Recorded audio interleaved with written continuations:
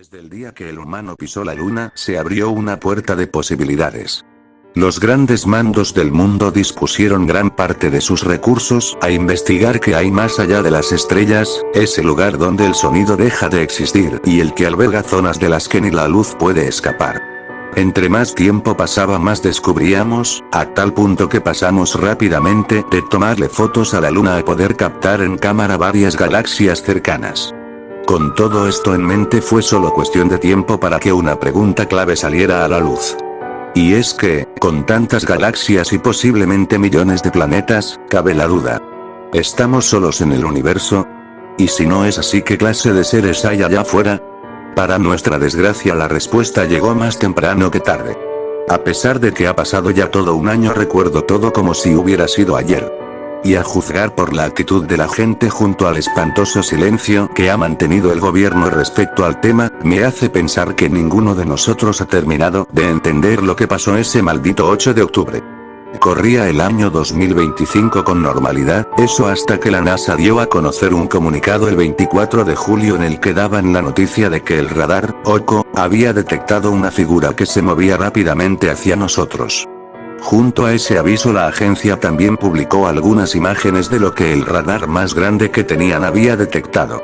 A decir verdad, poco se podía teorizar con base a la imagen, lo único que en su momento llamó mi atención fueron los 14 puntos blancos que brillaban con fuerza, cosa que, en el momento solo interpreté como ojos, eso tomando en cuenta que se encontraban agrupados en pares, dando la ilusión de ser 7 pares de ojos.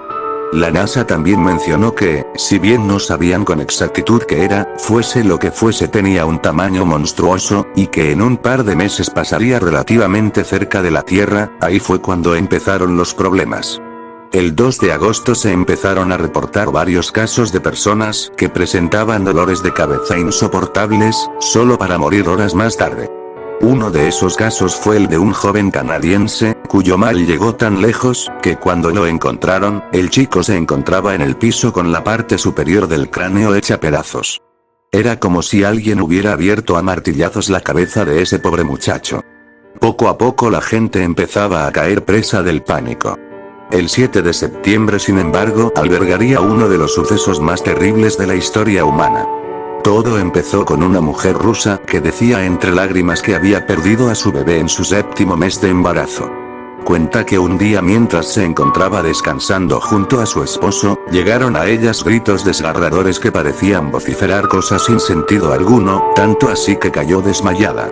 Lo siguiente que recuerda es despertar en el hospital junto a una enfermera, la misma que pasadas unas horas le dio la noticia de que el bebé que estaba esperando había fallecido. Y fue así como alrededor del mundo se suscitaron docenas y docenas de abortos espontáneos, todos siempre siendo la culminación de un proceso que siempre parecía empezar con la manifestación de gritos espantosos que solo las afectadas podían escuchar. Las personas se encontraban cada vez más desesperadas, algunas incluso cayeron en la locura. Como fue el caso de una mujer española, la cual, después de perder a su hijo, salió a las calles, llorando y gritando a todo pulmón: Dios, ¿dónde estás? ¿Por qué me quitaste a mi chiquito? Pero todas esas cosas solo serían el comienzo de lo que sería la peor catástrofe sufrida por el ser humano. Y tuve la desgracia de estar vivo para experimentarla.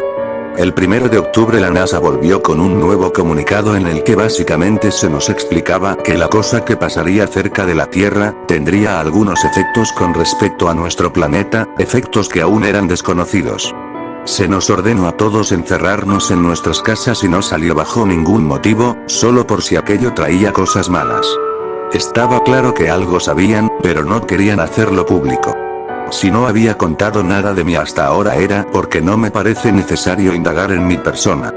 Solo soy una de las tantas personas que sobrevivieron a los acontecimientos ocurridos desde el 2 de agosto.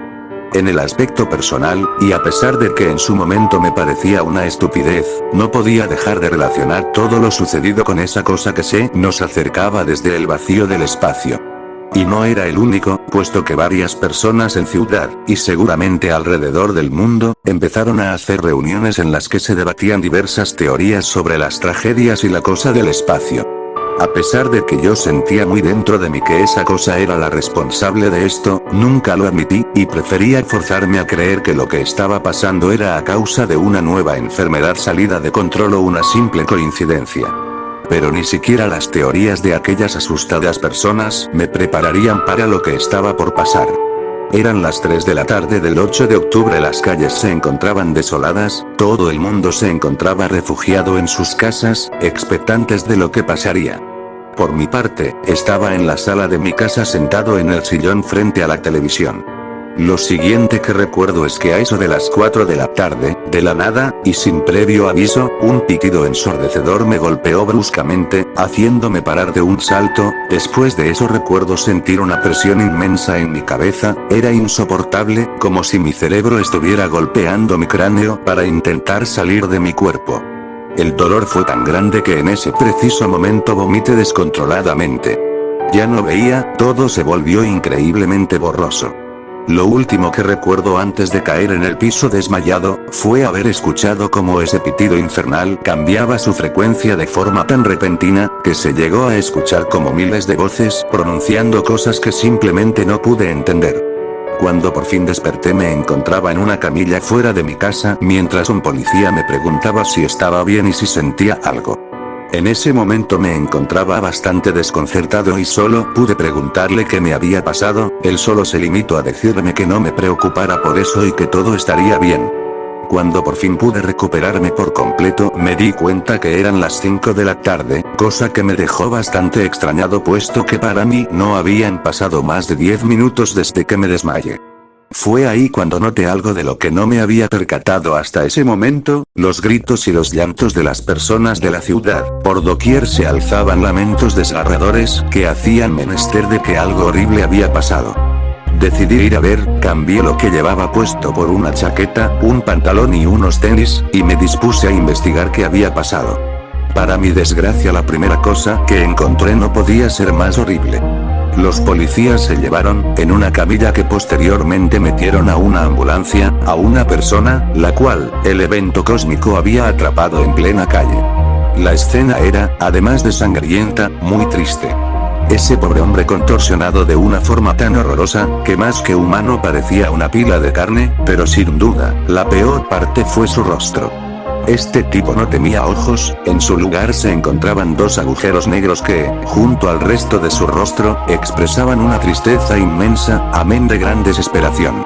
Solo eso bastó para hacerme regresar a mi hogar, la mirada que aquel hombre me perseguirá por siempre.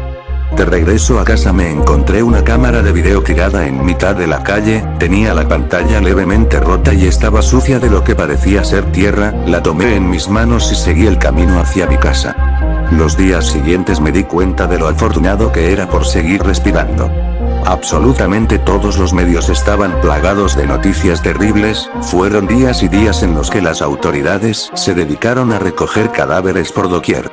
Recuerdo con especial dolor el caso de una chica de 18 años, quien fue encontrada tirada en el piso. La pobre había muerto mientras gritaba, su garganta se encontraba completamente destrozada. Un par de meses después se dio a conocer el registro, un total de 120 millones de personas fueron víctimas de esa cosa. Ahora me encuentro aquí, un año después de todo eso sigo aquí, sin saber bien en qué pensar. Aún conservo la cámara que encontré en la calle aquel día, revisando las fotos me di cuenta de que contenía la imagen de la criatura que nos condenó, parecía haber sido tomada de forma bastante errática y por eso se veía borrosa. Ahí, en el difuso cielo, más allá de las nubes, solo logro apreciar lo que creo es un aproximado de 7 cabezas pálidas, todas, con una expresión de tranquilidad, una mueca que solo transmitía serenidad. Varias fotos atrás descubrí de quién era la cámara. Una niña, creo que, de unos 8 a 10 años de edad, era una selfie, se veía bastante feliz. No pienso divulgar nada de esto, de hecho, he tomado la decisión de destruir estas imágenes, lo único que necesita la humanidad ahora mismo, es olvidar.